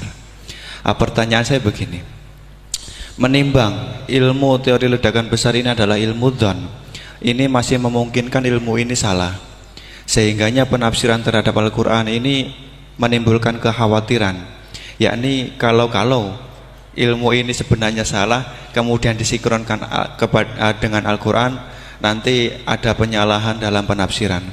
Namun sisi lain terdapat kebaikan, yakni ada banyak orang bicara bahwa Al-Quran turun sekian ratus tahun lalu ternyata di dalamnya memuat teori ledakan besar yang baru muncul abad modern ini. Dari penjelasan ini pripun monggo Yai tentang penafsiran berdasarkan ilmu yang masih dzon, yang belum hakikatan seperti ini, monggo. Oke, sama namanya. Oke. Sing pertama Pak Ulil, yang kedua Pak Anwar. Itu sudah sama-sama keren Pak ya. Nggih. Pak siswa. Pak Ulil apa Ulin? Ulil. Pak Ulil. Ulil apa? Ulil Absor. Sudah Ulil Absor, sudah bener ya. Itu namanya sudah benar. Nggih. Yang kedua Anwar ya? Kedua Pak Anwar. Enggak, sudah gitu dulu. Cekap dua dulu. Sing pertama mungkin nek jenengan niki pertanyaan yang pertama, apakah keumuman Al-Qur'an bisa ditaksis sesuai konteks sekarang? Konteks sekarang kekinian niki. Niku pertanyaan yang pertama. Pertanyaan yang kedua, kejadian sains yang sesuai dengan sains, ilmu sains niku apa bisa juga dibenarkan ditafsirkan ke Al-Quran, mengingat ilmuwan-ilmuwan sains sekarang mengatakan bahwa Al-Quran itu banyak yang sesuai dengan sains akhir-akhir ini. Nah, seperti ledakan besar, niku kalau diarahkan ke Al-Quran, apa memang sains itu sebenar-benarnya persis dengan Al-Quran atau masih ada kemungkinan nggak sama? Hafal Quran? Buatan apa belum? Tapi hafal juz 30. Nggak betul. Enggak. Ya. Ini rileks saja ya. Memang saya ulang lagi. Memang syaratnya itu hafal Quran tadi. Enggak, karena begini, saya berkali-kali berdebat sama orang-orang liberal. Sekarang saya tanya, mereka kan senang sekali ya mengutip ayat la ikraha fiddin, bahwa dalam agama itu tidak perlu pemaksaan. Sebetulnya ayat itu jelas ada terusannya qad tabayyana rusydu minal ghayy. Yang benar tentu begitu jelas, terpisah betul begitu jelas, yang benar ya benar, yang salah ya salah. Sehingga kita tidak perlu memaksa orang, misalnya 2 ditambah 2 itu 4, terus kamu paksa, kalau nggak mengatakan 4 tak penjara, itu tidak perlu. Kalau orang waras pasti bilang 2 tambah 2 4, 1 tambah 1 2. Kebenaran la ilaha illallah itu seperti itu, kebenaran yang begitu nyata sehingga tidak butuh dipaksa. Jadi sebetulnya la ikraha fiddin itu konteksnya, karena kebenaran benar-benar sudah punya eksistensi yang nyata, untuk diakui itu tidak butuh pemaksaan. Orang seluruh Indonesia kan bilang 1 tambah 1 itu 2. Nggak usah diintimidasi, nanti ditangkap Pak Gatot gitu. Ya tidak perlu. Makanya terusannya aja. Lah repotnya sekarang santri-santri kalau pidato khitobiah di pondok-pondok ya diputus kayak orang liberal. La ikraha fiddin. Itu belum wakaf, masih qad tabayyana rusydu minal ghayy. Paham yang saya maksud ya? Sehingga kadang Nabi itu ngendikan secara ekstrim. Misalnya mangqala la ilaha illallah dakhalal jannah. Siapa yang meyakini la ilaha illallah nanti pasti masuk surga. Entah kapan pasti masuk surga. Kalau belum ya antri masih, tapi pasti lah. Terus Nabi sempat ngendikan, itu hadis sahih, wa in zana wa in saraka, meskipun pernah punya masa lalu, zana itu fi'il madhi, pernah punya masa lalu, pernah zina, pernah maling. Itu sampai 3 kali sahabat protes. Tapi saya berkali-kali ngomong di ngaji di Jogja, di Bojonegoro, di rumah ngomong, kebenaran yang absolut, kebenaran yang hakiki tidak bisa terganggu oleh perilaku sosial. Bukan masalah seakan-akan hadis ini membolehkan zina, itu tidak mungkin. Inna wa la ya'muru bil fahsya. Allah tidak akan nyuruh hal yang buruk. Tapi saya beri satu logika, satu analogi. Kalau rektor Al-Azhar kamu tanya, 1 tambah 1 berapa Pak Rektor? Pasti bilang 2. Kamu tanya Amrozi ya bilang 2. Kamu tanya Pak Ahok ya bilang 2. Kamu tanya Anies Baswedan ya bilang 2. Tanya Pak Nusron dia jawab 2. Sama, semuanya jawab 2. Karena kebenaran hakiki pasti absolut.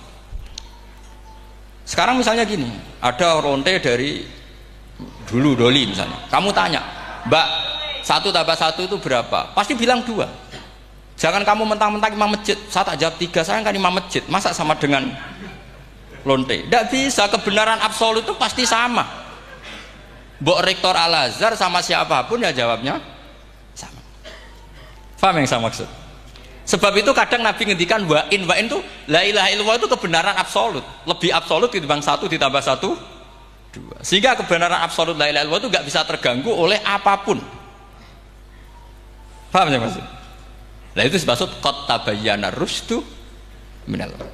Kita tanya rival politik. Pak Jokowi kamu tanya 1 tambah 1 ya 2, Pak Prabowo ya bilang 2. Bukan karena rival politik. Tadi Pak Jokowi jawab berapa? 2. Ya udahlah 4. Tidak ada seperti itu. Nah, itu disebut qad tabayyana rusydu. Nah kembali ke ide tadi, ide bahwa wukuf boleh di mana saja, terus boleh tidak syawal, itu udah ide. Sebenarnya sampean mikir saja itu sudah kriminal. Berarti sampean ngapalkan pikiran salah ya. Karena kalau kita diskusikan itu lucu sekali, karena ya itu sudah begini loh Pak Idah khilaf itu, saya kasih tahu. Walaysa kullu khilafin ja'a mu'tabara illa khilafal ladzi khadzum minan nadhari. Tidak semua khilaf itu dianggap satu khilaf, satu perbedaan pendapat kalau kualitasnya nggak sama-sama mutu. Kalau yang satu nggak mutu itu nggak dianggap khilaf, nggak level.